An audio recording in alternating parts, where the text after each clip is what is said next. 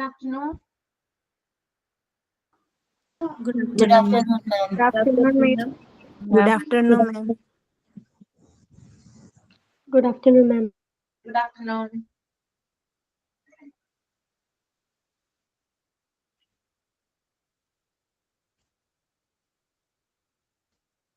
Signing prayer ഉണ്ടോ? Prayer തുടങ്ങട്ടെ മാം. സത്യമായി ശുദ്ധ സ്നേഹമായി ദിവ്യജ്ഞാനമായി വാഴും ദൈവമേ, നിത്യവും നിൻ കൃപാകടാക്ഷങ്ങൾ ഏകണേ ഞങ്ങൾക്കെപ്പോഴും. പാരിലാലംബഹീനരം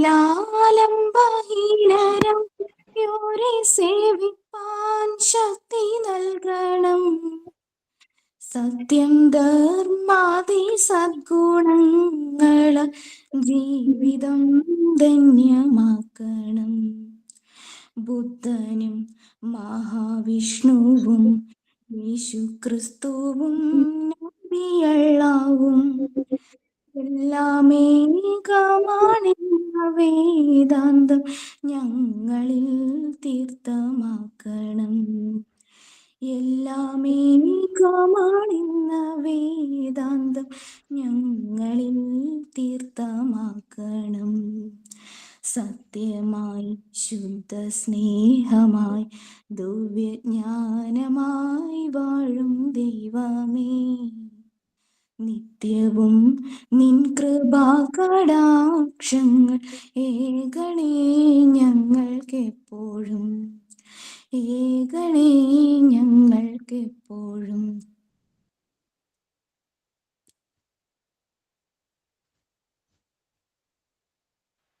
Sign in പറയട്ടെ മിസ്. പറഞ്ഞോളൂ.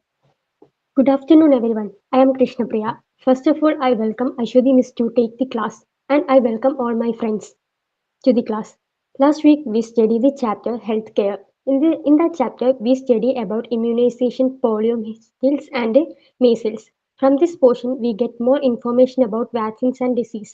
And today, we can continue the next portion of related the healthcare. So, I welcome Ashwati Miss to take the class, and I welcome Gladys Binil to say the thought, and I welcome Manju Manohar to present an action song, and I welcome Tanya for the storytelling, and I welcome Lindu Jomon to sign out the class. Thank you.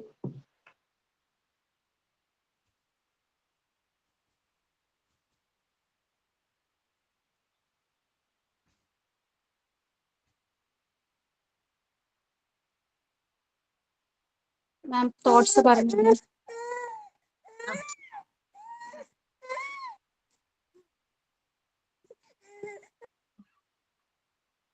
പറഞ്ഞോളൂ കേട്ടോ.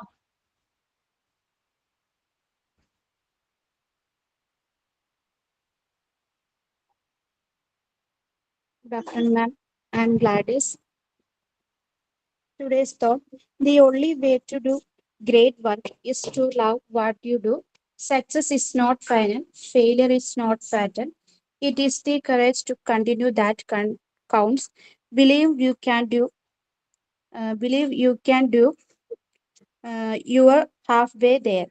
The only limit to our realization of tomorrow will be our doubts of today. മഹത്തായ പ്രവൃത്തി ചെയ്യാനുള്ള ഏക മാർഗം ചെയ്യുന്നതിനെ സ്നേഹിക്കുക എന്നതാണ്. വിജയം അന്തമല്ല, പരാജയം മാരകവുമല്ല. തുടരാനുള്ള ധൈര്യമാണ് പ്രധാനം. നിങ്ങൾക്ക് കഴിയുമെന്ന് വിശ്വസിക്കൂ. നിങ്ങൾ പകുതി ദൂരം പിന്നിട്ടു. നാളെക്കുറിച്ചുള്ള നമ്മുടെ തിരിച്ചറിവിന്റെ ഏക പരിധി ഇന്നത്തെ നമ്മുടെ സംശയങ്ങളായിരിക്കും. Thank you ma'am.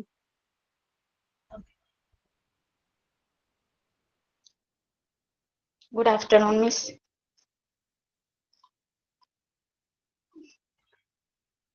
Good afternoon, Manju. Action song ആണ്. Brush your teeth, brush it every day. Father, mother, brother, sister, brush it every day. Comb your hair, comb it every day. Father, mother, brother, sister, comb it every day. Drink your milk, drink it every day. Father, mother, brother, sister, drink it every day. Thank you, Miss.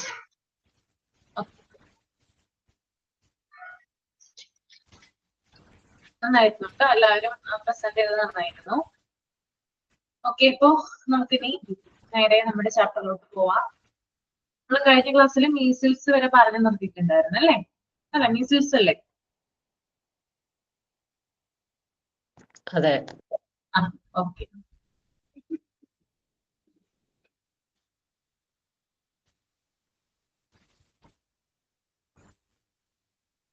ഇനി next one ആണ് rubella.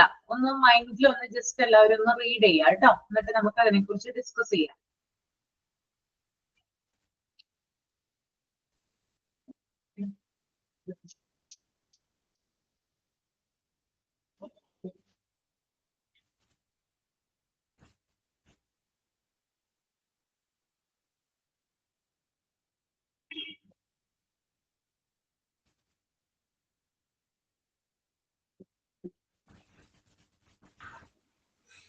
Hello മിസ്സേ. ആ. മിസ്സേ, പറഞ്ഞോ. എനിക്ക് ചെറിയൊരു factory പറ്റിയിട്ട് ഞാനൊന്ന് ബെഡ് റെസ്റ്റിലാണ്. അപ്പൊ ആ. എനിക്ക് ബുക്ക് എടുക്കാൻ പറ്റൂല. പറയണത് എനിക്ക് കേൾക്കാനേ പറ്റുള്ളൂ. അപ്പൊ എന്തെങ്കിലും അടയാളപ്പെടുത്തി എന്തെങ്കിലും ചെയ്യണമെങ്കിൽ എല്ലാരും ഒന്ന് ഹെൽപ്പ് ചെയ്ത് എനിക്ക് ഗ്രൂപ്പിൽ ഇട്ട് തരണോണ്ടാ. അഞ്ജു പറഞ്ഞത് കേട്ടല്ലോ. എന്ത് പറ്റി അഞ്ജു? എങ്ങനെയാ ഫ്രാക്ചർ സംഭവിച്ചേ? മിസ്സേ, ഞാൻ മോന്റെ എക്സാം ഫീസ് അടക്കാൻ കോളേജിൽ പോയതാണ്. അപ്പൊ ഞാൻ ഫീസൊക്കെ അടച്ചിട്ട് താഴത്തോട്ട് ഇറങ്ങിയപ്പോ അവിടെ ഒരു ചേച്ചി അവര് സ്റ്റെയർ എന്തോ ലിക്വിഡ് ഇട്ട് തുടക്കണ്ടായിരുന്നു. അപ്പൊ ഞാൻ നോക്കി ഇറങ്ങാൻ പറഞ്ഞ് ഞാൻ പയ്യെ തന്നെയാണ് ഇറങ്ങിയത്. പക്ഷെ എനിക്ക് കുറച്ച് ഇറങ്ങി കഴിഞ്ഞപ്പോഴത്തേനും പെട്ടെന്ന് കാല് തെന്നി ഞാൻ ഇരിക്കക്കുത്താലെ വീണുപോയി താഴത്തോട്ട്. അപ്പൊ മൂട്ടെല്ലിന്റെ അവിടെ എല്ല് പൊട്ടിയിട്ടുണ്ട്. അപ്പൊ ബെഡ് റെസ്റ്റ് പറഞ്ഞേക്കണ ഒരാഴ്ച കഴിഞ്ഞിട്ട് ഹോസ്പിറ്റലിൽ ഒന്നും കൂടി ചെല്ലാനാ പറഞ്ഞേക്കണേ. അപ്പൊ അനങ്ങരുത്, എണീറ്റ് ഇരിക്കരുത് എന്നൊക്കെയാ പറഞ്ഞേക്കണേ. ഇപ്പൊ കിടന്നുകൊണ്ടാണോ ക്ലാസ് കേൾക്കുന്നേ? ഞാനിപ്പോ കിടന്നുകൊണ്ട് മോള് എനിക്ക് ഫോൺ ഓണാക്കി തന്നതാണ്. Okay okay. അഞ്ജുവിന് വേണ്ട ഹെൽപ്പ് ഒന്ന് ചെയ്തു കൊടുക്കാം. അഞ്ജു സ്ട്രെയിൻ ഒന്നും എടുക്കണ്ട. ഇപ്പൊ തൽക്കാലത്തേക്ക് പൂർണ്ണമായിട്ട് ഭേദമാവട്ടെ കേട്ടോ. വേഗം തന്നെ ശരിയാവും കേട്ടോ, പേടിക്കണ്ട. Okay miss. അത് കംപ്ലീറ്റ് റിക്കവർ ആയതിനു ശേഷം നോട്ട്സ് ഒക്കെ എഴുതിയെടുക്കുക. നമ്മളെ ഹെൽത്ത് ആണല്ലോ ഏറ്റവും വലുത്. അപ്പൊ അതിനുശേഷം എഴുതിയെടുത്താൽ മതി കേട്ടോ എല്ലാവരും. Okay okay miss, thank you. അഞ്ജുവിന് വേണ്ട ഹെൽപ്പ് ചെയ്തു കൊടുക്കുക കേട്ടോ, എന്താന്ന് വെച്ചാല്. Okay okay miss.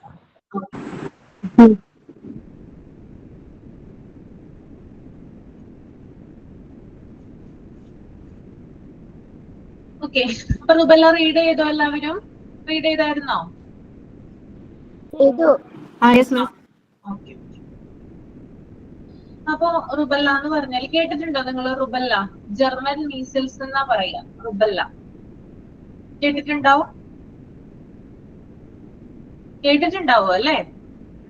വാക്സിൻ കേട്ടിട്ടുണ്ട്. വാക്സിൻ കേട്ടിട്ടുണ്ട് അല്ലേ? ഓക്കെ. അപ്പൊ നമുക്ക് നോക്കാം എന്താണ് റുബല്ല. ഓക്കെ, അതായത് കുട്ടികളിലും യുവാക്കളിലും കൂടുതലായി കാണപ്പെടുന്ന ഒരു പകർച്ചവ്യാധി അണുബാധയാണ് റുബല്ല. ഏറ്റവും കൂടുതൽ ഇത് വരുന്നത് അല്ലെങ്കിൽ ഇത് ബാധിക്കുന്നത് ആരെയാണ്? കുട്ടികളിലും അതുപോലെ തന്നെ യുവാക്കളെയുമാണ് കൂടുതലായിട്ട് ഈ രോഗം കണ്ടുവരുന്നത്. ഇതിന്റെ ലക്ഷണം എന്ന് പറഞ്ഞാല് നേരിയ പനി ഉണ്ടാകും, പിന്നെ ശരീരത്തിൽ ചുണങ്ങുണ്ടാവും. ഓക്കെ, ചുണങ്ങുണ്ടാവും, നേരിയ പനി ഉണ്ടാവും. പിന്നെ മറ്റൊരു ഫാക്ടർ എന്ന് പറഞ്ഞാല്, അതായത് ഇപ്പൊ പ്രഗ്നന്റ് ആയിട്ടുള്ള ലേഡീസിനാണ് അല്ലെങ്കിൽ ഗർഭാവസ്ഥയിലാണ് ഈ റുബല്ല ബാധിക്കുന്നതെങ്കിൽ ഗർഭാവസ്ഥയിൽ തന്നെ, അതായത് പ്രഗ്നന്റ് ആയിരിക്കുന്ന ആ സമയത്ത് തന്നെ അബോർഷൻ ആവാനുള്ള സാധ്യത കൂടുതലാണ് റുബല്ല ബാധിക്കുവാണെങ്കിൽ. ഒരു ഫാക്ടർ ഉണ്ട്. അതായത് പ്രഗ്നന്റ് ആയിട്ടുള്ള ലേഡീസിന് ഇത് ബാധിച്ചു കഴിഞ്ഞാല് കുട്ടിക്ക് എന്താ പറയാ അബോർട്ട് ചെയ്ത് പോവാം, അങ്ങനെയുള്ളൊരു അവസ്ഥയാണ്. പിന്നെ അതുപോലെ തന്നെ ഈ ഇപ്പൊ അബോർഷൻ ആവാത്ത കേസുകളൊക്കെ ഉണ്ടാവുമല്ലോ, അങ്ങനെയുള്ള കേസുകളിലാണെങ്കിൽ കുട്ടിക്ക് ജനിച്ചതിന് ശേഷം കുട്ടിക്ക് വൈകല്യങ്ങൾ ഉണ്ടാവാം. അതും ഒരു എന്താണ്? ചിക്കൻ ബോക്സ് പോലെയുള്ള അസുഖമാണോ ഇത്? ചിക്കൻ ബോക്സ് പോലെ ഉള്ളതെന്ന് പറയാൻ പറ്റില്ല. നമുക്ക് ചുണങ്ങ് പോലെയാണ് ഉണ്ടാവുക. ചുണങ്ങ് ഉണ്ടാവും, പനി ഉണ്ടാവും. അതാണ് ലക്ഷണങ്ങൾ മെയിൻ ആയിട്ട് പറയുന്നത് ഇതിനകത്ത്. പിന്നെ പ്രഗ്നന്റ് ലേഡീസിന് കൂടുതലായിട്ട് ഇത് ബാധിക്കുവാണെങ്കിൽ ഒന്നില്ലെങ്കിൽ കുഞ്ഞ് അബോർട്ട് ചെയ്ത് പോയേക്കാം, അല്ലെങ്കിൽ ജനിക്കുന്ന കുഞ്ഞിന് വൈകല്യങ്ങൾ ഉണ്ടാവാം, ഡിസബിലിറ്റീസ് വരാം. ഓക്കെ. പിന്നെ ഈ രോഗം പകരുന്നതെന്ന് വെച്ചാല് രോഗബാധിതരായിട്ടുള്ള ആളുകള് തുമ്മുകയോ ചുമയ്ക്കുകയോ ചെയ്യുമ്പോൾ വായുവിലൂടെയുള്ള എയറിലൂടെയുള്ള ഡ്രോപ്സിലൂടെയാണ് ഈ രോഗം പകരുന്നത്. ഓക്കെ. അപ്പൊ എയറിലൂടെയാണ് എന്ത് ചെയ്യുക, ഈ രോഗം പകരുക.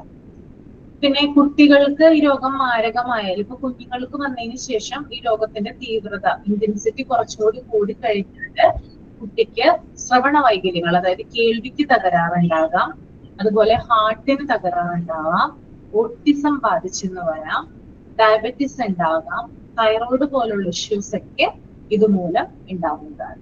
അപ്പോ ഈ രോഗം തീവ്രമായാലുള്ള അവസ്ഥയാണ് ഞാനിപ്പോ പറഞ്ഞത് കേട്ടോ. എന്തൊക്കെയാണ്? കേൾവിക്കുറവ് ഉണ്ടാവാം, അതുപോലെ ഇതിന്റെ കാഴ്ചക്കുറവ് ഉണ്ടാവാം, ഹൃദയത്തിന് തകരാറുണ്ടാകാം, ഓട്ടിസം ബാധിക്കാം, ഡയബറ്റീസ് വരാം, തൈറോയിഡ് വരാം. ഇങ്ങനെയുള്ള കാര്യങ്ങൾ നമുക്ക് കോമൺ ആയിട്ട് ഇതിനകത്ത് പറയാവുന്നതാണ്. ഓക്കെ.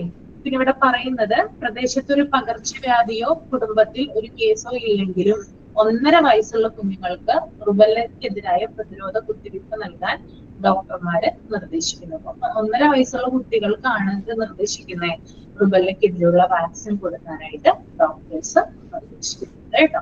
അപ്പൊ മെയിൻ ആയിട്ടുള്ള സിംറ്റം എന്ന് പറഞ്ഞാൽ പനിയും ചുണങ്ങുമാണ്. പിന്നെ ഇതിന്റെ ഇന്റൻസിറ്റി കൂടുതലായുള്ള കാര്യങ്ങളാണ് നമ്മൾ കൂടുതൽ ശ്രദ്ധിക്കേണ്ടത്. ഓട്ടിസം പോലുള്ള കാര്യങ്ങളൊക്കെ കുട്ടികൾക്ക് വരാറുണ്ട് റുബെല്ല തീവ്രമായി കഴിഞ്ഞാൽ കേട്ടോ. ഓക്കെ. ക്ലിയർ ആണോ? മനസ്സിലായോ?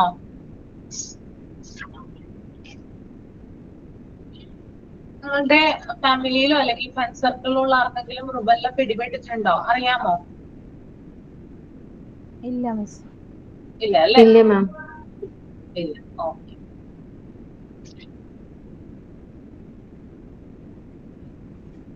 അടുത്തത് മംസ് ആണ് കേട്ടോ. ഓക്കെ. മാം മറ്റേ ലാസ്റ്റ് പോയിന്റ് ഒന്നും കൂടെ പറയോ? ഹാർട്ടിന്റെ കംപ്ലൈന്റ് ബാക്കി വേറെന്തൊക്കെയാ പറഞ്ഞേ? അതായത് കേൾവിക്കുറവ് ഉണ്ടാവാം, അതുപോലെ തന്നെ കാഴ്ചക്കുറവ് ഉണ്ടാകാം, പിന്നെ ഹാർട്ടിന് വൈകല്യങ്ങൾ ഉണ്ടാകാം, ഓട്ടിസം ഉണ്ടാവാം, ഡയബറ്റീസ് മെലിറ്റസ്, ഓട്ടിസം ഉണ്ടാവാം കേട്ടോ. Autism, diabetes mellitus, thyroid. Diabetics mellitus spelling ഒന്ന് പറയോ? ഡയബറ്റീസിന്റെ അറിയാലോ സ്പെല്ലിംഗ് എന്താണത്? അതറിയാം. Mellitus, MELITUS, mellitus, MELITUS, mellitus.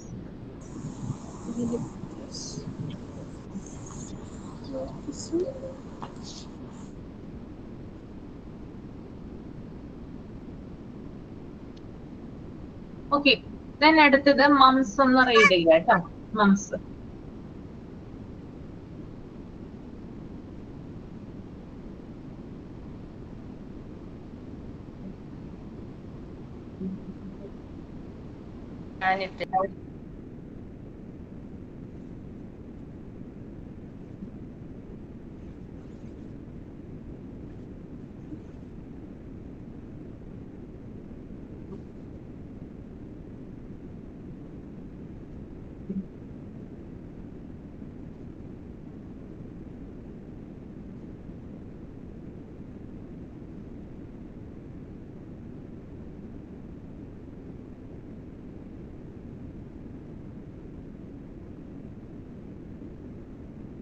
Okay. ഇപ്പൊ നോക്കിയാൽ നിങ്ങള് മംസ് എന്ന് പറയുന്നത് വളരെ ഇമ്പോർട്ടന്റ് ആയിട്ടുള്ള ഒരു എന്താ പറയാ ഒരു രോഗവും അതുപോലെ തന്നെ അതിന്റെ വാക്സിൻ എന്ന് പറയുന്നത് പ്രധാനപ്പെട്ടതുമാണ്. അതായത് കുഞ്ഞിന് 15-18 മാസം ആ ഒരു പ്രായം ഉള്ളപ്പോഴാണ് MMR വാക്സിൻ മുഖേന കുട്ടികൾക്ക് മംസിനെതിരായിട്ടുള്ള വാക്സിൻ നൽകുന്നത്. MMR ആണ് കൊടുക്കുന്നത് കേട്ടോ. MMR എന്ന് പറഞ്ഞാൽ നിങ്ങൾക്ക് അറിയാം, മംസ്, മീസിൽസ്, റുബെല്ല ഈ 3 രോഗങ്ങൾക്കെതിരെ ഒറ്റ ഇതായിട്ടാണ്, ഡോസ് ആയിട്ടാണ് ഈ ഒരു വാക്സിൻ നൽകുന്നത്. അതുപോലെ തന്നെ 12 വയസ്സായിട്ടുള്ള ഒരു കുട്ടിക്കും എന്ത് കൊടുക്കാറുണ്ട്? മംസിന്റെ ബൂസ്റ്റർ പ്രൊവൈഡ് ചെയ്യാറുണ്ട്. ഇത് ഇമ്പോർട്ടന്റ് ആയിട്ട് ബോയ്സിനാണ് കൂടുതൽ പ്രാധാന്യമുള്ളത്. ഈ വാക്സിൻ കൊടുക്കേണ്ട ആവശ്യകത എപ്പോഴും ആൺകുട്ടികൾക്കാണ് കൂടുതലായിട്ടുള്ളത്. അതെന്താണ് അതിന്റെ കാരണമെന്ന് ഞാൻ വഴിയെ പറഞ്ഞുതരാം. കേട്ടോ. മംസിനെ കുറിച്ച് കേട്ടിട്ടുണ്ടോ? കുഞ്ഞുങ്ങൾക്ക് നിങ്ങൾ മംസിന്റെ, പ്രത്യേകിച്ച് ആൺകുട്ടികളുള്ള അമ്മമാര് കൊടുത്തിട്ടുണ്ടോ? മംസിനെതിരായിട്ടുള്ള വാക്സിൻ കൊടുത്തിട്ടുണ്ടോ? അമ്മമാർ കൊടുത്തിട്ടുണ്ടോ? കൊടുത്തിട്ടില്ലെങ്കിൽ കൊടുക്കാനായിട്ട് ശ്രമിക്കുക കേട്ടോ. ഓക്കെ, എന്താണെന്ന് നിങ്ങൾക്കത് മനസ്സിലാവും ഞാൻ പറഞ്ഞു തരുമ്പോ. അതായത് ഈ മംസ് എന്ന് പറയുന്നത് വൈറസ് കവിളിന്റെ സമീപത്തുള്ള പരോട്ടിഡ് ഗ്രന്ഥികള്, അതായത് പരോട്ടിഡ് ഗ്ലാൻഡ് ഉണ്ട്. ഓക്കെ, ഈ വശത്തായിട്ട് പരോട്ടിഡ് ഗ്ലാൻഡ് ഉണ്ട്. അവിടെയുള്ള ഉമിനീർ ഗ്രന്ഥികളെയാണ് ഈ രോഗം കൂടുതലായിട്ട് ബാധിക്കുക. ഓക്കെ, മംസ് എന്ന് പറഞ്ഞാൽ നമുക്ക് അറിയാമല്ലോ. എന്താ അതിന്റെ മലയാളം എന്താണ് കേട്ടിട്ടുണ്ടാവുമല്ലോ നിങ്ങള്? നമുക്ക് ചെറുപ്പകാലത്തൊക്കെ എല്ലാവർക്കും വന്നിട്ടുണ്ടാവും തോന്നണം അല്ലെ? ആർക്കെങ്കിലും ഒരാൾക്ക് വന്നിട്ടുണ്ടാവും ഇല്ലേ?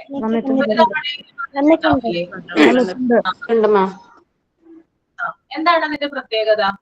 എവിടെയാണ് വീങ്ങിയിരിക്കുന്നത്? കവിളിന്റെ അടിഭാഗത്ത്, താടി, നമ്മുടെ ഈ ഒരു ഭാഗത്താണ് അല്ലെ? ഈ ഒരു ഭാഗത്താണ് ഉണ്ടാവുക. കാരണം എന്താണ്, ഞാനിപ്പോ പറഞ്ഞു, കവിളിന്റെ സമീപത്തുള്ള പരോട്ടിഡ് ഗ്ലാൻഡിൽ എന്ന് പറയുന്ന ഒരു ഉമിനീർ ഗ്രന്ഥി ഉണ്ട്. ആ ഉമിനീർ ഗ്രന്ഥിയെ കൂടുതലായിട്ട് ബാധിക്കുന്ന ഒരു രോഗമാണ് മുണ്ടുനീര് അഥവാ മംസ്. അതുകൊണ്ടാണ് ആ ഭാഗം വീങ്ങിയിരിക്കാനായിട്ട് കാരണം കേട്ടോ. പിന്നെ അതുപോലെ തന്നെ ഏപ്രിൽ മെയ് മാസങ്ങളിലാണ് ഈ രോഗം കേരളത്തിൽ കണ്ടുവരുന്നത്. ചൂട് കൂടുമ്പോൾ ഇതൊരു ഫാക്ടറാണ് അല്ലെ? ഏപ്രിൽ മെയ്, അതായത് ഈ മാസങ്ങളിൽ, ഇനി വരാൻ പോകുന്ന മാസങ്ങളിലാണ് ഈ രോഗം കൂടുതലായിട്ട് കേരളത്തില് കണ്ടുവരുന്നത്. ഓക്കെ, അതുപോലെ തന്നെ ഇതിന്റെ ഒരു പ്രത്യേകത, ഒരു പ്രാവശ്യം ഈ രോഗം വന്നാൽ പിന്നീട് വരാനുള്ള സാധ്യത കുറവാണ്. അങ്ങനെയുണ്ടോ? ഒരു പ്രാവശ്യം നിങ്ങൾക്ക് വന്നിട്ടുള്ളോ? പിന്നീട് വന്നിട്ടുണ്ടോ? ആർക്കെങ്കിലും രണ്ടാമത് വന്നിട്ടുണ്ടോ? പ്രാവശ്യം വന്നിട്ടുള്ളൂ അല്ലെ? ഓക്കെ, അപ്പൊ ഒരു പ്രാവശ്യം ഈ രോഗം വന്നാല് പിന്നീട് വരാനുള്ള സാധ്യത കുറവാണെങ്കിലും, പക്ഷെ ഇതുണ്ടാക്കുന്ന അസ്വസ്ഥതകളും അതുപോലെ തന്നെ ഇതുണ്ടാക്കുന്ന സൈഡ് എഫക്റ്റ് അല്ലെങ്കിൽ ആ ഒരു ആഫ്റ്റർ എഫക്റ്റ് ഒക്കെ ഉണ്ടല്ലോ, അത് ഈ രോഗത്തെ ഗൗരവമുള്ളതാക്കുന്നു. അതായത് ഈ രോഗം ഒരു പ്രാവശ്യമാണ് വരുന്നത്, കൃത്യമായിട്ടുള്ള ഡോസേജ് ഉണ്ട്, അതിലൂടെ ഈ രോഗം മരുന്നുകളിലൂടെ മാറ്റാവുന്നതാണ്. പക്ഷെ ഈ രോഗം വന്നു കഴിഞ്ഞാൽ നമുക്ക് ഭയങ്കര അസ്വസ്ഥതയായിരിക്കും ഉണ്ടാവുക. എന്ത് അസ്വസ്ഥതയാണ് നിങ്ങൾക്ക് അനുഭവപ്പെട്ടിട്ടുണ്ടായിരുന്നത്? എത്രാം ക്ലാസ്സിൽ പഠിക്കുമ്പോഴും ഒരാളുടെ ഒരു എക്സ്പീരിയൻസ് പറയാമോ? നല്ല ചുമന്ന കളറാവും, നല്ല വേദനയായിരിക്കും.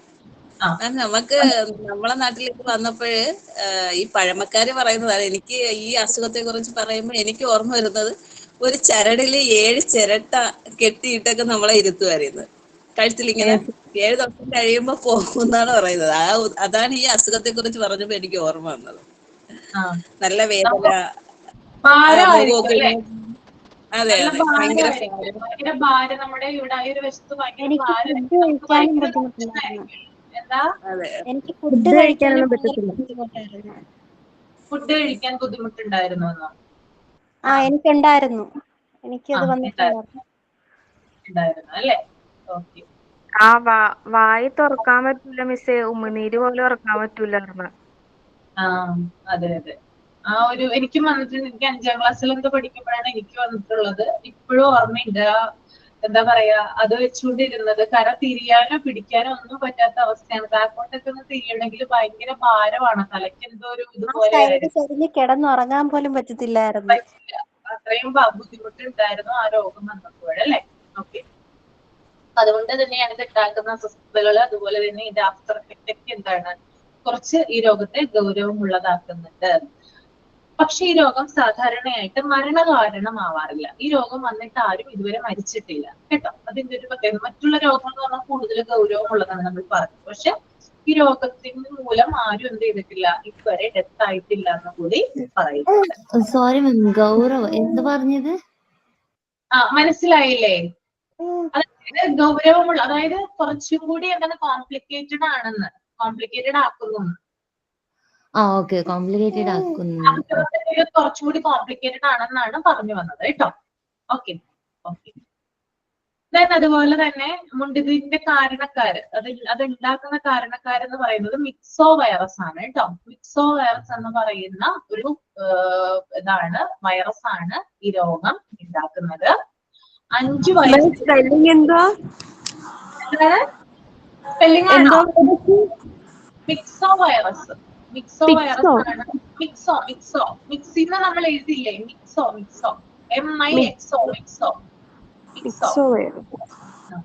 വൈറസ്. പിന്നെ അതുപോലെ തന്നെ 5 വയസ്സിനും 15 വയസ്സിനും ഇടയിലുള്ള കുട്ടികളിലാണ് ഈ രോഗം സാധാരണയായിട്ട് കണ്ടുവരുന്നത്. 5 to 15 years ഇതിന് ഇടയിലുള്ള ബിറ്റ്വീനിലുള്ള കുട്ടികളിലാണ് എന്ത് കണ്ടുവരുന്നത്, ഈ രോഗം സാധാരണയായിട്ട് കണ്ടുവരുന്നത്.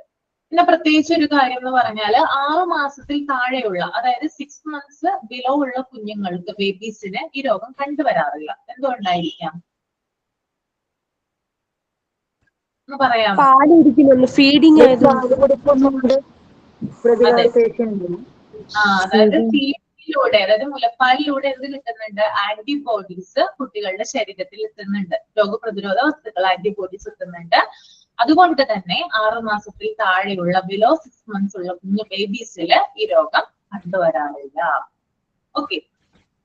പിന്നെ അതുപോലെ തന്നെ ഈ രോഗം എങ്ങനെയാണ് പകരുന്നത്, അതായത് ഞാൻ നേരത്തെ പറഞ്ഞു, അതായത് ഒന്നില്ലെങ്കിൽ ഡ്രോപ്സ് വഴിയാവും, ഉമിനീരിൽ കൂടെയാകാം, അല്ലെങ്കിൽ നേരിട്ടുള്ള സ്പർശനം, ടച്ച് വഴിയാകാം. അപ്പൊ മംസ് ബാധിച്ച ഒരു വ്യക്തി മറ്റൊരാളെ തൊടുന്നുണ്ടെങ്കിൽ, അതായത് ടച്ച് ചെയ്യുന്നുണ്ടെങ്കിൽ അങ്ങനെയും പകരാം, അല്ലെങ്കിൽ സംസാരിക്കുമ്പോൾ ഡ്രോപ്സിലൂടെയും എന്ത് ചെയ്യാം, ഈ രോഗം പകരാവും. ഓക്കെ. പിന്നെ അതുപോലെ തന്നെ ഇതിന്റെ ഇൻക്യുബേഷൻ പീരീഡ് എന്ന് പറഞ്ഞാൽ 18 days ആണ്, 18 ദിവസം. ഓക്കെ. രോഗാണു ഉള്ളിൽ പ്രവേശിച്ച്, അതായത് ഈ ഒരു വിക്സോ വൈറസ് ഉള്ളിൽ പ്രവേശിച്ച് 18 days വരെ എന്താണ് ഇതിന്റെ ഇൻക്യുബേഷൻ പീരീഡ് ആണ്.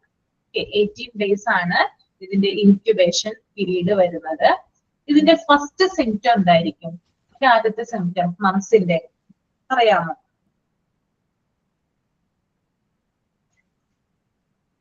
ഓർത്ത് നോക്കിയേ, ഒരുവിധം എല്ലാവർക്കും വന്നിട്ടുണ്ടെന്ന് പറഞ്ഞു. അപ്പൊ ഒന്ന് പറയാൻ പറ്റിയോ നോക്കി. ഫീവർ അല്ലേ, പനിയല്ലേ മാഡം?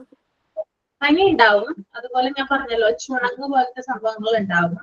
പക്ഷെ ഫസ്റ്റ് സിംറ്റം നമുക്ക് പറയാൻ പറ്റും ചെവി വേദനയാണ് കേട്ടോ.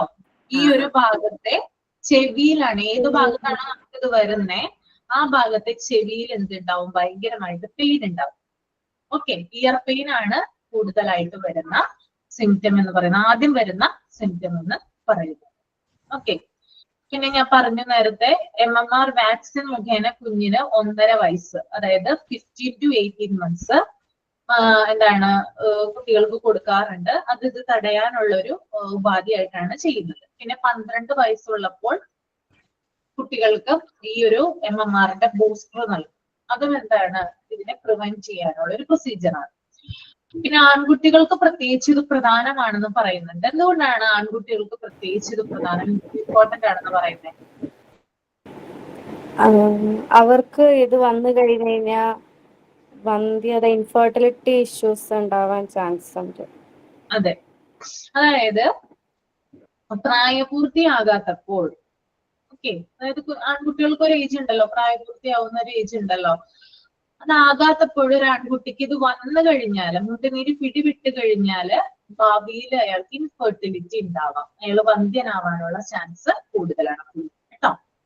പ്രായപൂർത്തിയാകാത്തപ്പോൾ ഒരു ആൺകുട്ടിക്ക് മുണ്ടുനീര് പിടിവിട്ട് കഴിഞ്ഞാല് ഫ്യൂച്ചറില് ഇൻഫെർട്ടിലിറ്റി ആ കുട്ടിക്ക് ഉണ്ടാവാനുള്ള ചാൻസ് കൂടുതലാണെന്നാണ് പറയുന്നത്. അതുകൊണ്ടാണ് ഞാൻ പറഞ്ഞത് ആൺകുട്ടികളുള്ള അമ്മമാര് പ്രത്യേകം ശ്രദ്ധിക്കുക, കുട്ടിക്ക് മുണ്ടുനീരിന്റെ വാക്സിൻ കൊടുക്കാനായിട്ട്, അതായത് 12 വയസ്സിലെ ബൂസ്റ്റർ കൊടുക്കാനായിട്ട് നോക്കുക. ഓക്കെ. കൊടുത്തിട്ടുണ്ടോ? ആരെങ്കിലും പോയി കൊടുത്തിട്ടുണ്ടോ കൂട്ടത്തില്? ഇല്ല,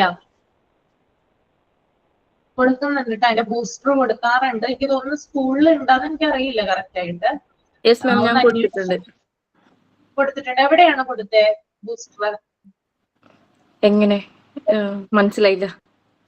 അല്ല, അത് ഹെൽത്തിലാണോ കൊണ്ടുപോയി കൊടുത്തത്, അല്ലെ ഹോസ്പിറ്റലിലാണോ? ദുബായിലാണ്. അവിടെ സ്കൂളിൽ നിന്ന് കമ്പൽസറി ആയിട്ട് കൊടുക്കുന്നുണ്ട് 5 years ബൂസ്റ്റർ. അപ്പൊ കൊടുത്തു. അങ്ങനെ കൊടുത്തിട്ടുണ്ട് അല്ലേ? അപ്പൊ നല്ല ചെറുപ്പത്തിൽ വന്ന ബൂസ്റ്റർ കൊടുത്തു കഴിഞ്ഞാൽ മാറാൻ ചാൻസ് ഉണ്ടാ? എന്താണ്? നല്ലോണം ചെറുപ്പത്തിൽ വന്നാലേ ബൂസ്റ്റർ കൊടുത്ത ശേഷം പ്രതിവിധി ഉണ്ടോന്ന് നോക്കിയാ? അതായത് ബൂസ്റ്റർ കൊടുത്താൽ പിന്നെ പേടിക്കാനില്ല, ബൂസ്റ്റർ കൊടുക്കണം എന്നാണ് പറയുന്നത്. പിന്നെ പ്രിവെന്റ് ചെയ്യാൻ നമുക്ക് ഒരു വിധം കേട്ടോ. ഓക്കെ, അപ്പൊ മോംസ് മനസ്സിലായല്ലോ? ക്ലിയർ അല്ലേ? നമുക്ക് ഇതുമായി ബന്ധപ്പെട്ടിട്ട് ഒരു സർവേ നടത്താമോ? ഒരു 5 വീടുകളിൽ പോയി സർവേ നടത്താമോ? ചോദിക്കട്ടെ. 5 വീട്ടിൽ ചെല്ലുക, 5 അല്ലെങ്കിൽ ഒരു 10 വീട് മാക്സിമം, എന്താ പറയാ, ഒരു 5 വീടെങ്കിലും ചെയ്യാം. എന്നിട്ട് സർവേ നടത്തുക. അതായത് കുട്ടികൾക്ക് മീസിൽസിന്റെ വാക്സിൻ കൊടുത്തിട്ടുണ്ട്. കുഞ്ഞ്, അതായത് എന്താ പറയാ, നിങ്ങൾ പോകുന്ന വീട്ടിലെ കുഞ്ഞിന്റെ പേര് എഴുതുക, കുഞ്ഞിന്റെ വയസ്സ് എഴുതുക, കുട്ടിക്ക് എത്ര തവണ ഇത്തരത്തിലുള്ള വാക്സിൻ, അതായത് മീസിൽസ്, റുബെല്ല, മംസ്, ഇത്തരത്തിലുള്ള കാര്യങ്ങൾ കൊടുത്തു എന്ന് കളക്ട് ചെയ്യുക.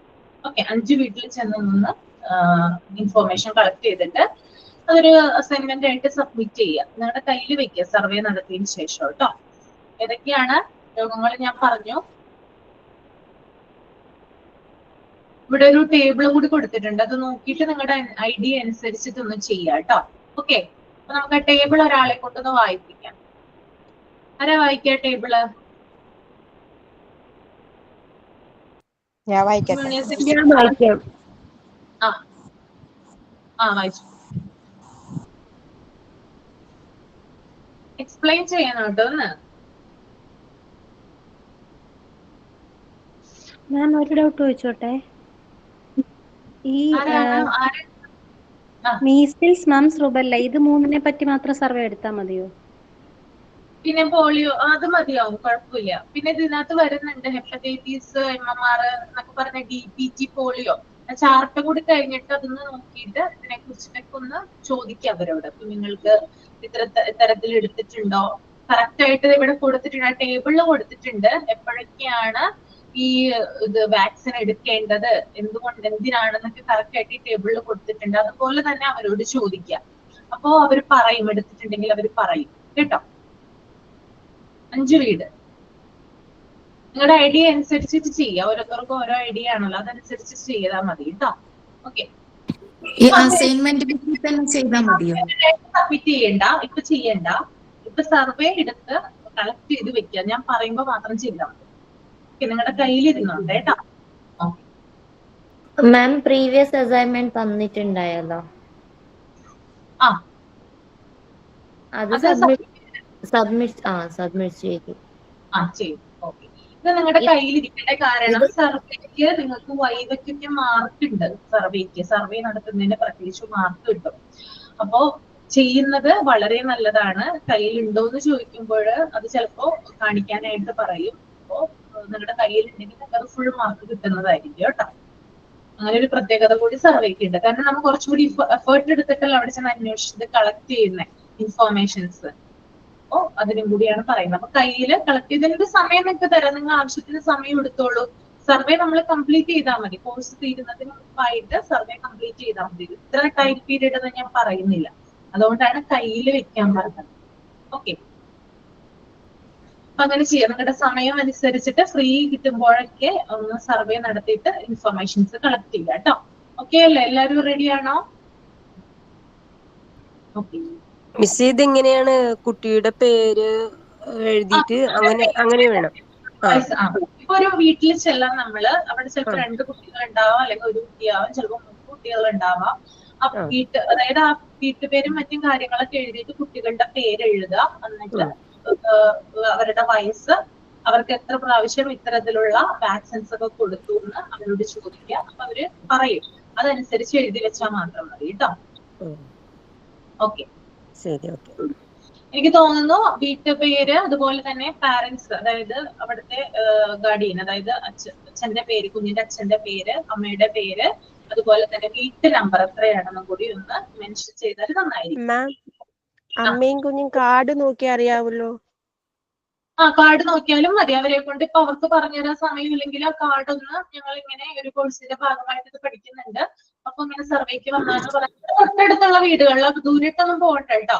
നിങ്ങളുടെ തൊട്ടടുത്തുള്ള വീടുകളാവുമ്പോൾ അറിയാൻ പറ്റുമല്ലോ, അവര് നിങ്ങളോട് കോപ്പറേറ്റ് ചെയ്യില്ലേ. ദൂരേക്കൊക്കെ പോയാൽ ചിലപ്പോ എന്താണ്, ഇവിടെ നിന്നാണ് വരുന്നത്, അങ്ങനെയുള്ള ചോദ്യങ്ങളൊക്കെ ഉണ്ടാകാം. അപ്പൊ വേണ്ട, അതിന് ഇട കൊടുക്കണ്ട. നിങ്ങളുടെ തൊട്ടടുത്തുള്ള 5 നെയ്ബേഴ്സിനെ അവരെ ചെന്ന് കണ്ടിട്ട് ചോദിച്ചാൽ മതി. നമ്മുടെ ഫാമിലിയിലുള്ളവരടുത്ത് തന്നെ ചോദിക്കാമല്ലോ, ഫാമിലി തന്നെ ഒരുപാട് പേര് പറയും, അങ്ങനെ ആയാലും മതി. ഓക്കെ, 5 5 മതി, 10 ഒന്നും വേണ്ട. 5 വീട്. നമ്മുടെ കുഞ്ഞുങ്ങളുടെ ആണെങ്കിലും എടുക്കാമോ? എന്താ? നമ്മുടെ കുഞ്ഞുങ്ങളുടെ ആണെങ്കിലും എടുക്കാമോ? നമ്മുടെ കുഞ്ഞിന്റെ എടുക്കാം. നമ്മുടെ കുഞ്ഞിന്റെ എടുക്കാം. ഓക്കെ. ചാർട്ട് പേപ്പർ അല്ലേ മാഡം? ചാർട്ട് പേപ്പർ വേണ്ട. നമ്മള് സർവേ A4 ഷീറ്റിൽ ചെയ്താൽ മതി. സർവേ അല്ലേ? സർവേ റിപ്പോർട്ട് എന്ന് എഴുതിയിട്ട് കറക്റ്റ് ആയിട്ട് ആദ്യം നമ്മളൊരു റഫ് പേപ്പറിൽ എഴുതുക. നമ്മൾ ആദ്യം തന്നെ ചാർട്ട് പേപ്പറിൽ, അതായത് A4 ഷീറ്റിൽ ആദ്യം തന്നെ എഴുതണ്ട. ആദ്യം നമ്മൾ റഫായിട്ട് ഒരു നോട്ട് ബുക്കുമായിട്ട് ചെല്ലുക. എന്നിട്ട് അവരിൽ നിന്ന് വിവരങ്ങൾ കളക്ട് ചെയ്യുക. then ആ കളക്ട് ചെയ്ത വിവരങ്ങൾ A4 ഷീറ്റിലോട്ട് കോപ്പി ചെയ്യുക. അത്രേ ഉള്ളൂ. സർവേ എപ്പോഴും നല്ല നീറ്റ്. എന്താ? ഈ ഒരു വീട്ടിൽ ചെന്നിട്ട് ആ കുഞ്ഞിന്റെ പേരും പാരന്റിന്റെ നെയിമും എഴുതിയിട്ട് ഏതെല്ലാം വാക്സിൻ ഏതൊക്കെ ഏജിൽ എടുത്തിട്ടുണ്ടെന്ന് മാത്രം എഴുതിയാൽ മതിയോ? അതെ. കുട്ടിക്ക് ഇപ്പൊ എത്ര വയസ്സായെന്ന് കൂടി എഴുതിയിട്ട് ആ കുഞ്ഞിന്റെ ആ വയസ്സ് വരെയുള്ള സ്റ്റേജിൽ എത്ര വാക്സിൻസ് പ്രൊവൈഡ് ചെയ്തു. അപ്പൊ അവർക്ക് ചിലപ്പോ പറയാൻ ബുദ്ധിമുട്ടാണെങ്കിൽ ഹെൽത്ത് കാർഡ് നോക്കിയാൽ മതി. ഹെൽത്ത് കാർഡ് ഒന്ന് തരാൻ പറഞ്ഞാൽ മതി. അപ്പൊ അവര് തരും. അതിൽ നിന്ന് വിവരങ്ങൾ കളക്ട് ചെയ്യാം കേട്ടോ. ഓക്കെ, ശരി മാം, താങ്ക് യു. ഓക്കെ. പിന്നെ എക്സ്ട്രാ എന്തെങ്കിലും കുട്ടികൾക്ക് വാക്സിൻ കൊടുത്തിട്ടുണ്ടോ എന്നും കൂടി അന്വേഷിക്കുക. അങ്ങനെ കൂടി ചെയ്യാം കേട്ടോ. മാഡം ഒരു കൊടുത്തിരിക്കുന്ന ഫോർമാറ്റ് പോലെ എഴുതാൻ പറ്റുമോ? ഫോർമാറ്റ് ഇല്ല, നമ്മളിപ്പോ ഓരോ ടേബിൾ എഴുതിയിട്ടേ, അതായത് നമുക്കറിയാലോ സർവേയുടെ ഫോർമാറ്റ് അറിയാലോ. നിങ്ങൾക്ക് എങ്ങനെയാണെന്ന് അറിയാൻ പറ്റില്ലേ? എങ്ങനെയാ ചോദിക്കുന്നത്? ഓരോ വീടുകളിൽ ചെന്നിട്ട് കുഞ്ഞുങ്ങൾക്ക് വാക്സിൻ, കുഞ്ഞിന്റെ പേര് എഴുതാം, കുഞ്ഞിന്റെ വയസ്സ് എഴുതാം, കുഞ്ഞുങ്ങൾക്ക് ഇത്ര വയസ്സിൽ വാക്സിൻ കൊടുത്തിട്ടുണ്ടോ, അതുപോലെ രണ്ടാമത്തെ ഇത് വരുമ്പോൾ ഇപ്പൊ 1.5 വയസ്സിൽ വാക്സിൻ കൊടുത്തിട്ടുണ്ട്. അങ്ങനെയുള്ള ചോദ്യ രൂപേണ ചോദ്യങ്ങൾ ഉണ്ടാക്കിയിട്ട് അതിനനുസർ ഇപ്പൊ ഉണ്ടെന്നാണെങ്കിൽ ഉണ്ടെന്നുള്ള കോളത്തിൽ ടിക്ക് ചെയ്യാം, ഇല്ല എന്നാണെങ്കിൽ ഇല്ല എന്നുള്ള കോളത്തിൽ ടിക്ക് ചെയ്യാം. യെസ് ഓർ നോ അങ്ങനെ എടുത്തിട്ട് കോളം വൈസ് ആയിട്ട് ചെയ്യാം. Okay ma'am. നിങ്ങളുടെ ഒരു ഐഡിയ അനുസരിച്ച് ചെയ്താൽ മതി. അത്ര വലിയ കാര്യമൊന്നുമല്ല, അത്ര ടെൻഷൻ അടിക്കേണ്ട കാര്യമൊന്നുമില്ല. നിങ്ങളുടേതായ രീതിയിൽ ആ സർവേ നിങ്ങൾ കംപ്ലീറ്റ് ചെയ്താൽ മതി, വേറെ ഒന്നും ചെയ്യണ്ട കേട്ടോ. ഓക്കെ,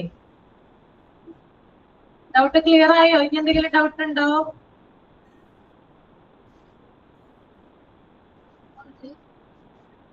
ഓക്കെ, അപ്പൊ നമുക്ക് ആ ടേബിൾ ഒന്ന് ഡിസ്കസ് ചെയ്യാം. ആരാണ് വായിക്കുക, എക്സ്പ്ലെയിൻ ചെയ്യാം? ഞാൻ വായിക്കട്ടെ.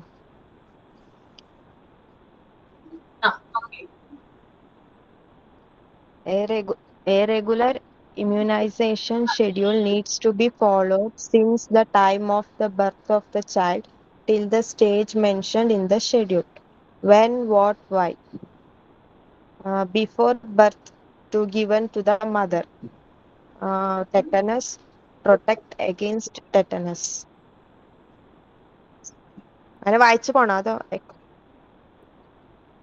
ഇതൊന്ന് എക്സ്പ്ലെയിൻ ചെയ്യൂ. ഒന്ന് വായിച്ചു കഴിഞ്ഞിട്ട് ഒന്ന് എക്സ്പ്ലെയിൻ ചെയ്തിട്ട് അടുത്തത് വായിച്ചാൽ മതി. കുട്ടിയുടെ ജനനം മുന്നേ ടെറ്റനസ് കൊടുക്കണം. എന്താ അത്? ടെറ്റനസിന് എഗെയിൻസ്റ്റ് പ്രൊട്ടക്ട് ചെയ്യാനാണ് അത് കൊടുക്കുന്നത്. as soon as possible after birth. ഒരു മിനിറ്റ്, നമ്മൾ ടെറ്റനസ് എന്ന് പറഞ്ഞ് ആ ഒരു നമ്മള് ഡിസീസിനെ ഡിസ്കസ് ചെയ്തപ്പോൾ നമ്മൾ പറഞ്ഞിട്ടുണ്ടായിരുന്നു പ്രഗ്നന്റ് ലേഡീസിന് എത്ര പ്രാവശ്യമാണ് ടെറ്റനസിന്റെ വാക്സിൻ കൊടുക്കുന്നത്? നിങ്ങൾ എല്ലാവരും എടുത്തിട്ടുണ്ടാവും. 2 പ്രാവശ്യം അല്ലേ? 2 പ്രാവശ്യം. അതാണ് കേട്ടോ ഫസ്റ്റ് തന്നെ ഇവിടെ പറയുന്നത്. ഓക്കെ. അപ്പോൾ ടെറ്റനസിനെ എതിരായിട്ടാണ് ആ ടെറ്റനസിന്റെ വാക്സിൻ കൊടുക്കുന്നത്. രണ്ടാമത്തെ വായിച്ചോ. As soon as possible after birth. BCG protect against tuberculosis TB. ജനിച്ച ശേഷം BCG ആണ് കൊടുക്കുന്നത്. അത് TB-ന്ന് പ്രൊട്ടക്ട് ചെയ്യാം. അതായത് ജനിച്ച ഉടനെ എത്രയും പെട്ടെന്ന്, കുഞ്ഞ് ജനിച്ചതിന് ശേഷം എത്രയും പെട്ടെന്ന് കുഞ്ഞിന് BCG കൊടുക്കുക. അതെന്തിനാണ്? ട്യൂബർകുലോസിസ് TB-യെ എന്താണ് പ്രിവെന്റ് ചെയ്യാൻ വേണ്ടിയിട്ടാണ് BCG കൊടുക്കുന്നത്. നിങ്ങളുടെ കുഞ്ഞിന്റെ നമ്മുടെയൊക്കെ കയ്യിലുണ്ടാവും, ഒരു പാടുണ്ടാവും. നിങ്ങൾ ശ്രദ്ധിച്ചിട്ടുണ്ടോ? ലെഫ്റ്റ് സൈഡിലാണോ റൈറ്റ് സൈഡിലാണോ എനിക്കറിയില്ല. ലെഫ്റ്റ് സൈഡിലാണോ തോന്നുന്നു. ഒരു വട്ടത്തിലൊരു പാട്. സൂര്യന്റെ ലെഫ്റ്റ് സൈഡിലാണ്. ഒരു പാടുണ്ടാവും. അത് ഈ BCG ഫസ്റ്റ് കൊടുക്കുന്നതിന്റെയാണ് കേട്ടോ, ലെഫ്റ്റ് സൈഡിലാണ്. അപ്പൊ കുഞ്ഞുങ്ങളുടെ നമ്മുടെ എല്ലാവരുടെയും ബോഡിയിൽ ആ ഒരു പാടുണ്ടാവും. ഓക്കെ, അപ്പൊ അതാണ്. ദെൻ അടുത്തത് age 6 weeks, DPT polio drops, protect against polio, diphtheria, pertussis and tetanus. 6 ആഴ്ച കൊണ്ട് DPT polio drops കൊടുക്കും.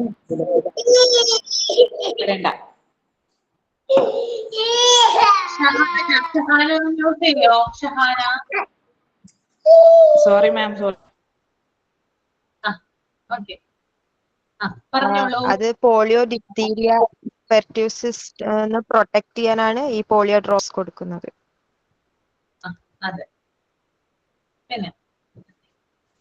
അടുത്തത് age 6 weeks onwards 3 doses, month 6 month. Hepatitis B, protect against jaundice at 0 to 1. 0 to 1 എന്താ? 1 year? അതെ അതെ, 1 year വരെ ഇങ്ങനെയാ പറയുന്നത്. ജോണ്ടിസ് എന്താണ്? ജോണ്ടിസ് മഞ്ഞപ്പിത്തം.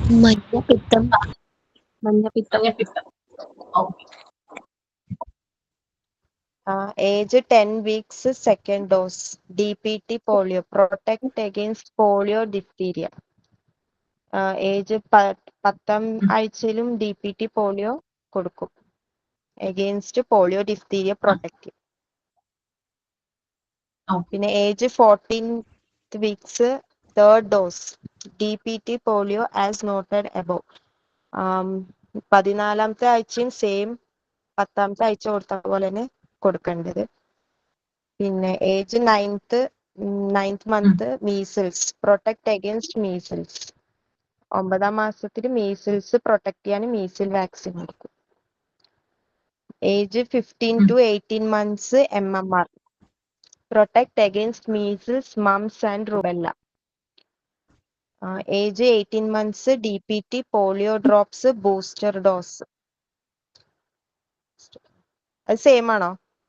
അല്ലല്ലേ, ഇതെന്താ DPT polio? ബൂസ്റ്റർ ഡോസ് ആണ്, ബൂസ്റ്റർ ആണ്. 18ാം മന്ത്സിൽ DPT polio drops booster dose ആണ് കൊടുക്കുന്നത് കേട്ടോ. 24 monthsലോ ടൈഫോയിഡ്, പ്രൊട്ടക്ട് അഗേൻസ്റ്റ് ടൈഫോയിഡ്. 2 വയസ്സാവുമ്പോ ടൈഫോയിഡിന്റെ വാക്സിൻ കൊടുക്കും. താഴെ ഇപ്പൊ ടേബിൾ എല്ലാവർക്കും മനസ്സിലായല്ലോ? ജസ്റ്റ് ഒന്ന് വായിച്ചു നോക്കാം. ഇതിന്റെ അടിസ്ഥാനത്തിൽ വേണം നിങ്ങൾ, അതായത് കുഞ്ഞുങ്ങൾക്ക് ഇത്തരത്തിലുള്ള വാക്സിൻസ് കൊടുത്തിട്ടുണ്ടോ എന്നും കൂടി ഒന്ന് ചെക്ക് ചെയ്യണം സർവേ നടത്തുമ്പോൾ കേട്ടോ. ഓക്കെ, ഇവിടെ എല്ലാനും ഇമ്പോർട്ടന്റ് ആയിട്ട് അല്ലെങ്കിൽ കുഞ്ഞിന് കൊടുക്കുന്ന പ്രധാനപ്പെട്ട കാര്യങ്ങൾ ഇവിടെ പറഞ്ഞിട്ടുണ്ട്. അപ്പൊ ഇതൊക്കെ കവർ ചെയ്ത് പോയിട്ടുണ്ടോ എന്നും കൂടി ഒന്ന് ചെക്ക് ചെയ്യുക സർവേയില്. ഓക്കെ ആണോ? ഓക്കെ അല്ലേ? ഓക്കെ, നോക്കിയാൽ നിങ്ങളത് teacher should be aware of the common childhood diseases and be careful to notice if any child catches ailment which may be acquired by others. The teacher's knowledge of healthcare and immunization can help the society from dangerous epidemics. അതായത് ടീച്ചർമാരായിട്ടുള്ള ആളുകൾ, ഇപ്പൊ നിങ്ങൾ Montessori students ആണ് അല്ലെ course പഠിക്കുന്നത്, നിങ്ങൾ teachers course ആണ് പഠിക്കുന്നത്. അപ്പൊ എന്തുകൊണ്ടാണ് നിങ്ങളുടെ ഈ ഒരു കോഴ്സില് ഈ ഒരു ചാപ്റ്ററിനെ ഉൾപ്പെടുത്തിയിരിക്കുന്നത്? പ്രധാനമായിട്ട് എന്തുകൊണ്ടാണ്? അതായത് ടീച്ചർമാർക്ക് കുറച്ച് കാര്യങ്ങൾ, അതായത് കോമൺ ആയിട്ടുള്ള ചൈൽഡ്ഹുഡ് ഡിസീസിനെ കുറിച്ചിട്ട് അറിവുണ്ടായിരിക്കണം, നോളജ് ഉണ്ടായിരിക്കണം. എന്നാൽ മാത്രമാണ് ടീച്ചറുടെ ക്ലാസ്സിലെ കുട്ടികൾക്ക് എന്തെങ്കിലും അസുഖങ്ങൾ വന്നു കഴിയുമ്പോൾ, അല്ലെങ്കിൽ എന്തെങ്കിലും സിംറ്റംസ് ഒക്കെയാണ് ആയിട്ടാണ് അവർ സ്കൂളിലേക്ക് വരുന്നതെങ്കിൽ അത് മനസ്സിലാക്കിയിട്ട്, ഇപ്പോ ഞാൻ പറഞ്ഞ ഈ കാര്യങ്ങൾ വെച്ചിട്ട് നിങ്ങൾക്ക് ഏകദേശം ഒരു ധാരണ കിട്ടിയില്ലേ? ഇനി നിങ്ങൾ പഠിപ്പിക്കാൻ പോകുന്ന സ്കൂളില് ഇങ്ങനെ ഏതെങ്കിലും ഒരു സിംറ്റം കണ്ടാൽ നിങ്ങൾക്ക് മനസ്സിലായില്ല ആ കുട്ടികൾക്ക് ഈ രോഗമാണെന്ന് മനസ്സിലാക്കാൻ പറ്റുമോ? പറ്റുമോ ഇല്ലയോ? പറ്റുമോ അല്ലെ? കുറെ അധികം സിംറ്റംസ് ഞാൻ പറഞ്ഞു. അപ്പോ നമ്മളുടെ PDF-ൽ വളരെ കുറച്ച് കാര്യങ്ങൾ മാത്രമാണ് കൊടുത്തിട്ടുള്ളത്. പക്ഷെ അതിൽ നിന്ന് കുറെ അധികം കാര്യങ്ങൾ ഞാൻ പറഞ്ഞു തന്നിട്ടുണ്ട്. എന്തിനു വേണ്ടിയിട്ടാണ് പറഞ്ഞു തന്നിട്ടുള്ളത്? നിങ്ങളിപ്പോ ഒരു 1ാം ക്ലാസ്സിൽ ഒരു 1ാം ക്ലാസ് ഫസ്റ്റ് സ്റ്റാൻഡേർഡിൽ പഠിപ്പിക്കാനായിട്ട് പോവാണ്. അപ്പൊ അവിടെയുള്ള ഒരു കുട്ടിക്ക് റുബല്ലയുടെ സിംറ്റംസുമായിട്ട് വന്നു, പാരന്റ്സിന് അറിയില്ല, റുബല്ലയുടെ സിംറ്റംസുമായിട്ട് വന്നു. ടീച്ചർ ഇത് പെട്ടെന്ന് നോട്ടീസ് ചെയ്യുകയും പാരന്റ്സിനെ വിളിച്ചു വരുത്തുകയും ഉടനെ തന്നെ കുട്ടിയെ അവിടെ നിന്ന് മാറ്റുകയും ചെയ്തു. അതിലൂടെ മറ്റുള്ള കുട്ടികളിലേക്ക് അത് സ്പ്രെഡ് ആകാനുള്ള സാധ്യത ചാൻസ് എന്താണ് കുറവായിട്ടാണ് വന്നത് അല്ലെ. അപ്പോ ഇത്തരത്തില് അതായത് എല്ലാ ടീച്ചേഴ്സും ഇത്തരത്തിലുള്ള കോമൺ ആയിട്ടുള്ള ചൈൽഡ്ഹുഡ് ഡിസീസിനെ കുറിച്ച് അറിഞ്ഞിരിക്കണം. എന്നാൽ മാത്രമാണ് അത് പെട്ടെന്ന് നോട്ടീസ് ചെയ്യുകയും മറ്റുള്ളവർക്ക് അതിനെ കുറിച്ചിട്ടുള്ള ഇൻഫോർമേഷൻസ് പാസ് ചെയ്യുകയും ചെയ്യുള്ളൂ. അതുപോലെ തന്നെ ടീച്ചറിന്റെ ഹെൽത്ത് കെയറിനെ കുറിച്ചുള്ള ടീച്ചറിന്റെ നോളജ്, ഇമ്മ്യൂണൈസേഷനെ കുറിച്ചുള്ള ടീച്ചറിന്റെ നോളജ് ഒക്കെ സൊസൈറ്റിയിൽ നിന്ന് ഡേഞ്ചറസ് ആയിട്ടുള്ള എപ്പിഡമിക്സിനെ റിമൂവ് ചെയ്യാനായിട്ട് സാധിക്കുന്നു കൂടി നമുക്ക് പറയുന്നു. ഓക്കെ, അപ്പൊ അത്രയും കാര്യമാണ് ഇതിനകത്ത് വരുന്നത് കേട്ടോ. ഓക്കെ, അപ്പൊ നമുക്ക് ഇത്രയും കാര്യങ്ങൾ ക്ലിയർ ആയോ? എന്തെങ്കിലും ഡൗട്ട് ഉണ്ടോ? എത്ര വയസ്സ് വരെ റുബെല്ല ഉണ്ടാവുക? എന്താണ്? എത്ര വയസ്സ് വരെ ഇത് ഉണ്ടാവുക? റുബെല്ലയാണോ? റുബെല്ല 5നും 15നും 5 to 15 ഇയേഴ്സ് ആ ഏജിലുള്ള മക്കൾക്ക് ചുമ സാധാരണ കാണുമല്ലോ, വിറ്റാമിൻ കുറവൊക്കെ ആയിട്ടുള്ള. എന്താണ്? വൈറ്റമിൻസിന്റെ കുറവുള്ള ചുണങ്ങ് കാണാൻ പറ്റുമല്ലോ അങ്ങനത്തെ ഈ ഏജിലെ മക്കൾക്ക്? ഇല്ല, അത് സാധാരണ വരുന്നതാണ്. ഇതിനും പനി ഉണ്ടാകും, അതുപോലെ തന്നെ ചെവിവേദന ഉണ്ടാകും റുബെല്ലയുടെ കേസിൽ കേട്ടോ. ഒരുമിച്ച് ഉണ്ടാവും അല്ലെ? ഹംസിന്റെ കേസിൽ ചെവിവേദന അങ്ങനെയുള്ള കാര്യങ്ങളൊക്കെ ഉണ്ടാവും. റുബെല്ലയുടെ കേസിലാണെങ്കിലും അതിനോടനുബന്ധിച്ച സിംറ്റംസ് ആണ് കൂടുതലായിട്ട് കണ്ടുവരിക. Okay,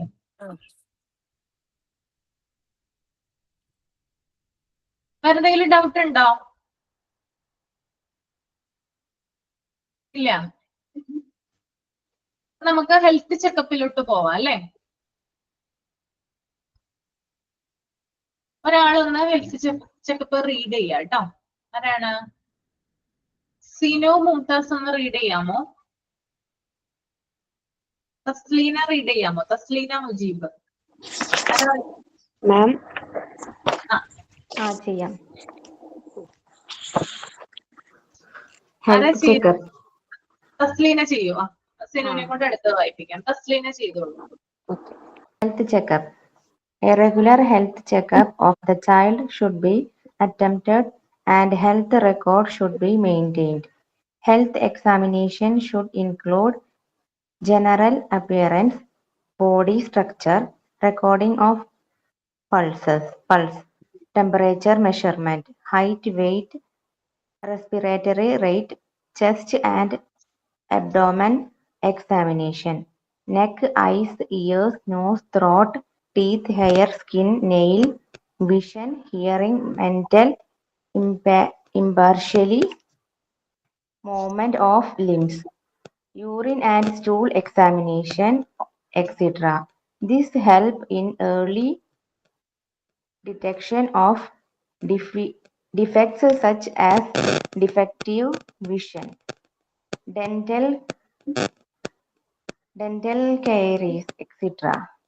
A health checkup should be the duty of parents as well as the school.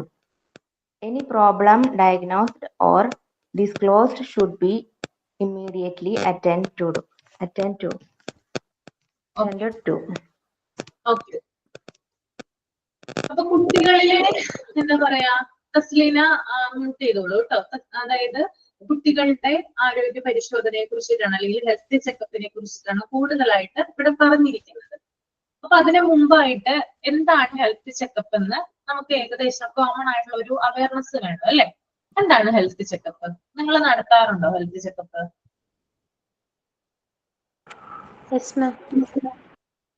എന്തൊക്കെ കാര്യങ്ങളാണ് അതിനകത്ത് വരുന്നത്?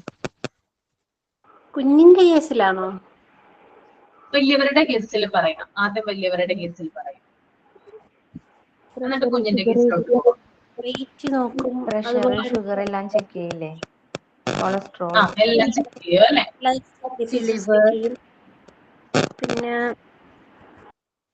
വിഷന്റെ പ്രോബ്ലം ഉണ്ടോ, ഹിയറിംഗ് പ്രോബ്ലം ഉണ്ടോ, അതൊക്കെ നോക്കും. ഓക്കെ, അതൊക്കെ നോക്കാറുണ്ട് അല്ലെ.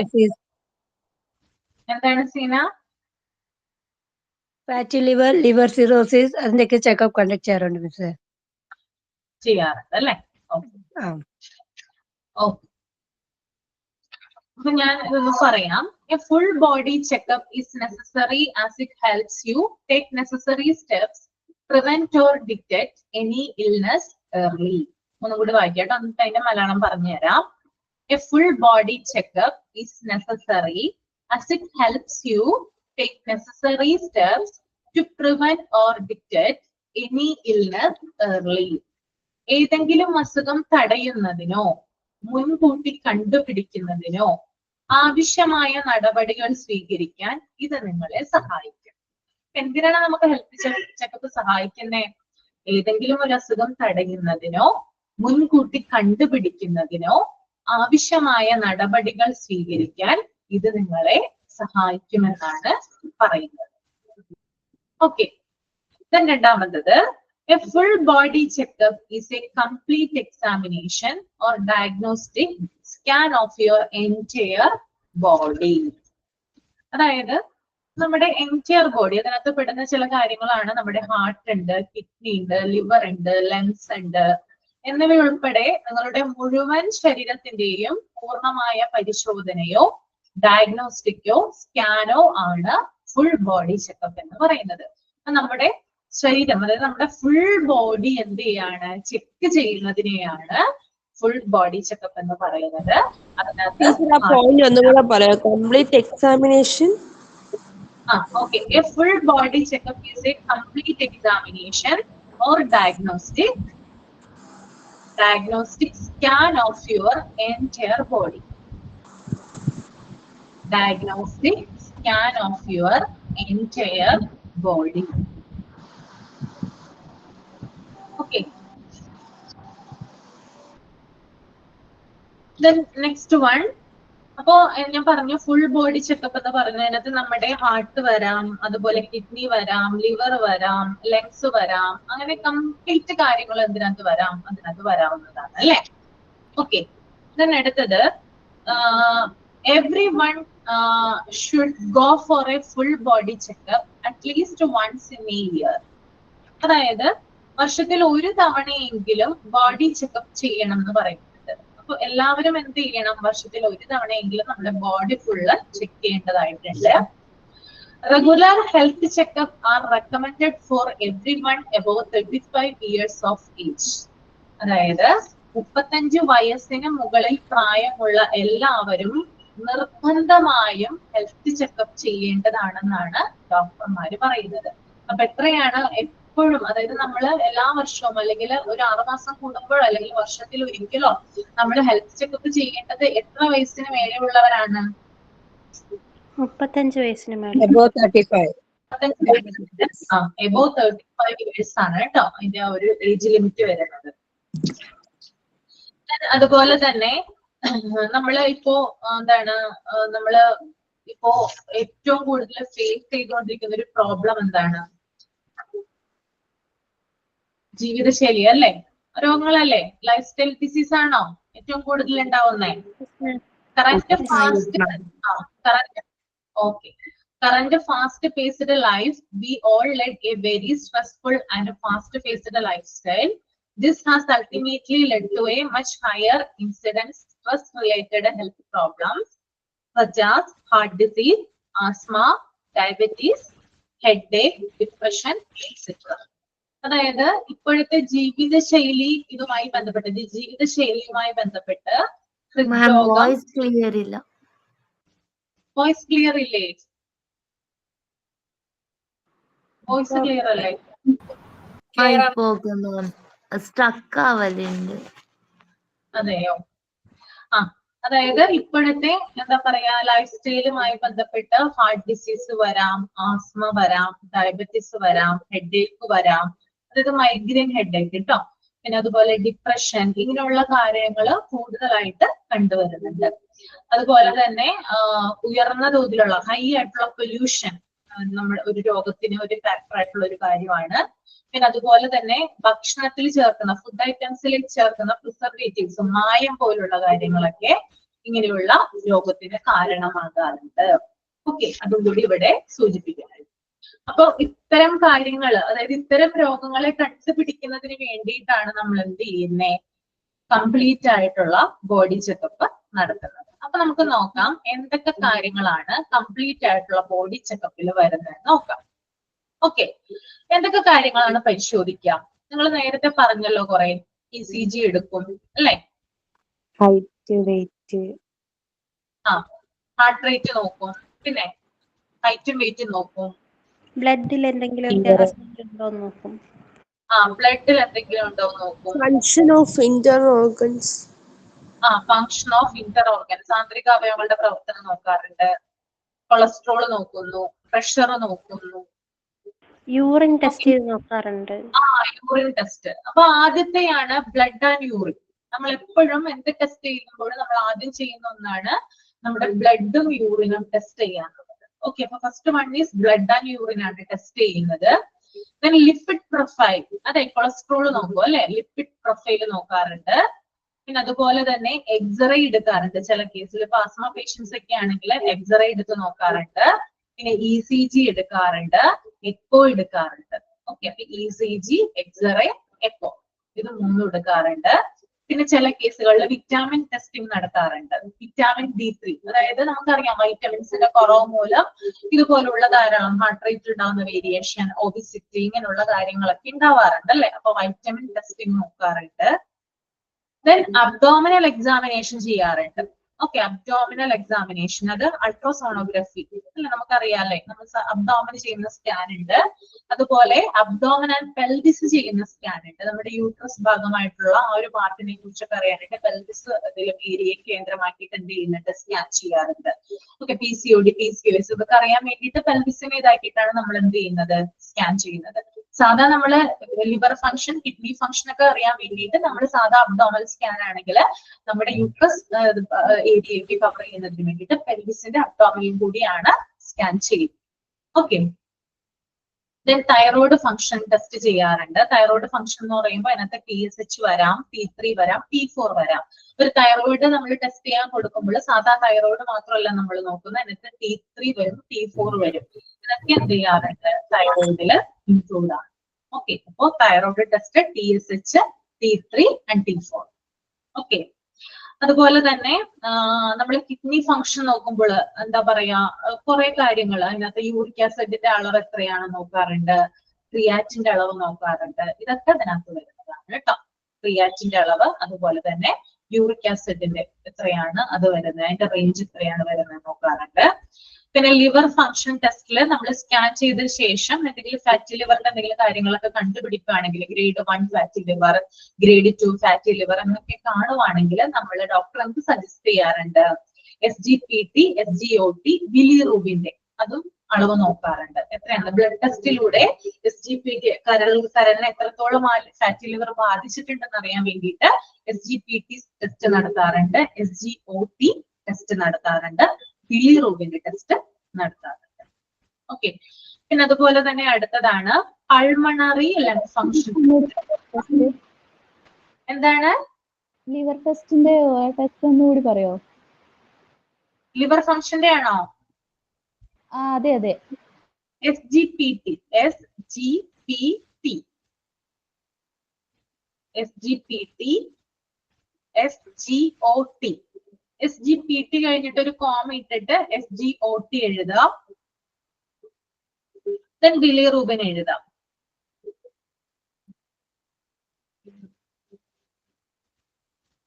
പിന്നെ അതുപോലെ തന്നെ എന്താ പറഞ്ഞേ?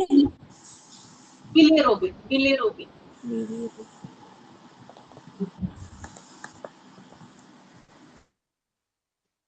പൾമണറി ലങ് ഫംഗ്ഷൻ ടെസ്റ്റ് നമ്മുടെ എത്രത്തോളമാണ് നമ്മുടെ എന്താ പറയാ, ആസ്മയൊക്കെയുള്ള പേഷ്യൻസ് ആണെങ്കിൽ എത്രമാത്രം ഉണ്ട്, അത് ശ്വാസകോശത്തെ എത്രമാത്രം ബാധിച്ചിരിക്കുന്നു അറിയാനായിട്ട് പൾമണറി ലങ് ഫംഗ്ഷൻ ടെസ്റ്റ് ചെയ്യാറുണ്ട്.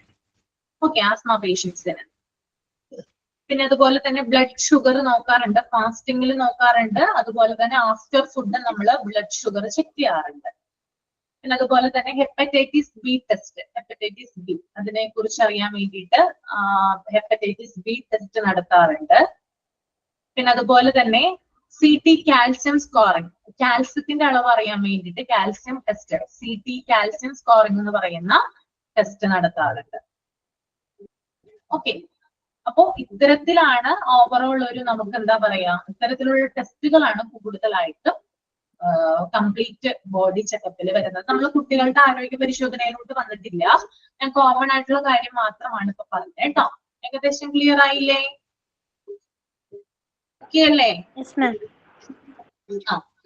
ഓക്കെ, അപ്പൊ നമുക്ക് ഇന്നിവിടെ നിർത്താം. അപ്പൊ മനസ്സിലായി എന്ന് വിചാരിക്കുന്നത് കേട്ടോ. കുട്ടികളുടെ കാര്യങ്ങൾ നമ്മൾക്ക് അടുത്ത ക്ലാസ്സിൽ പറയാം. മാം ഒരു ഡൗട്ട് ചോദിച്ചോട്ടെ? പറഞ്ഞോ. കഴിഞ്ഞ ചാപ്റ്റർ നമ്മൾ ഫിനിഷ് ചെയ്തപ്പോ ഒരു മോക്ക് ടെസ്റ്റ് വന്നായിരുന്നില്ലേ? എന്താണ്? കഴിഞ്ഞ ചാപ്റ്റർ ഫിനിഷ് ചെയ്തപ്പോ മാം ഒരു മോക്ക് ടെസ്റ്റ് ഇട്ടായിരുന്നില്ലേ ക്ലാസ് റൂമില്? അതെ അതെ. ആ ചാപ്റ്റർ ബേസ് ചെയ്ത് അത്ര ക്വസ്റ്റ്യനേ ഉള്ളൂ, അതേ ഇനി ക്വസ്റ്റ്യൻ വേറെ ഉണ്ടോ? ഇല്ലില്ല, 5 ക്വസ്റ്റ്യനേ ഉള്ളൂ. 5 എണ്ണം കേട്ടോ. ഒരു ചാപ്റ്ററിൽ നിന്ന് 5 ക്വസ്റ്റ്യൻ ആണ് തരിക. മാം ഇപ്പൊ പറഞ്ഞ കാര്യങ്ങളൊക്കെ ക്വസ്റ്റ്യൻ ആയിട്ട് വരുമോ? എന്താണ്? ഇപ്പൊ പറഞ്ഞ കാര്യങ്ങളൊക്കെ ക്വസ്റ്റ്യൻ ആയിട്ട് വരുമോ ചോദിക്കാൻ? നോക്കട്ടെ, ട്രൈ ചെയ്യാം കേട്ടോ. നോക്കട്ടെ. മാം തരുന്ന ക്വസ്റ്റ്യൻസ് ആയിരിക്കുമോ നമുക്ക് സൈനോട്ട് പറയാം അല്ലേ?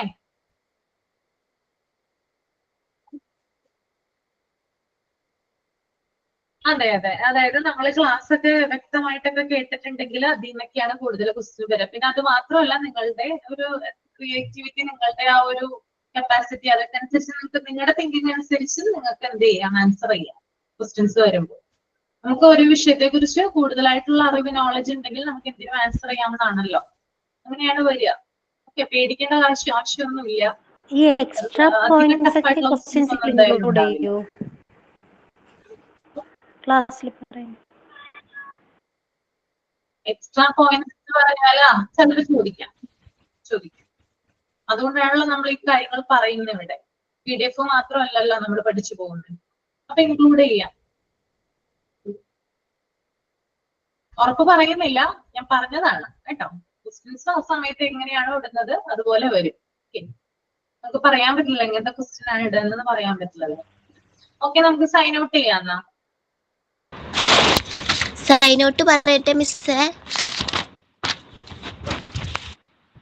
പറഞ്ഞോ. Good afternoon, Miss and my dear friends. Thank you all for your active participation and engagement in today's class. I hope you found the discussion informative and helpful. Today we are discussed about rubella and mumps and health checkup. Rubella is a contagious viral infection best known by its distinctive red rash. It causes a rash, fever are the symptoms. Next one is mumps.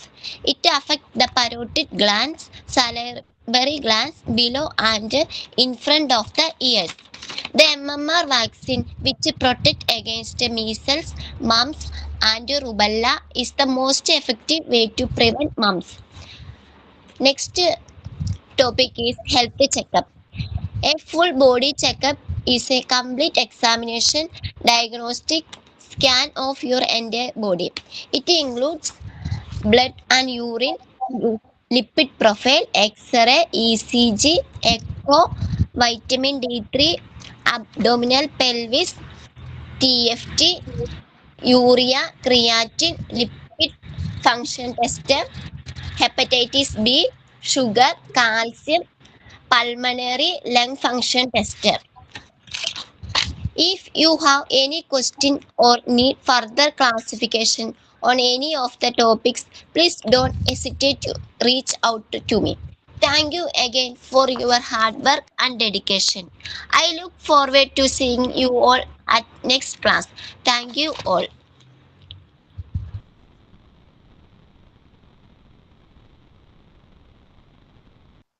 Okay, നന്നായിട്ട് ശ്രദ്ധിച്ചിട്ടുണ്ടെന്ന് മനസ്സിലായി കേട്ടോ Lindo പൗലോസേ.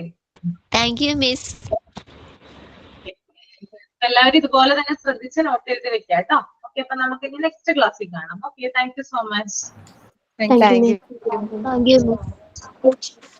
Thank you, miss. Thank you, miss.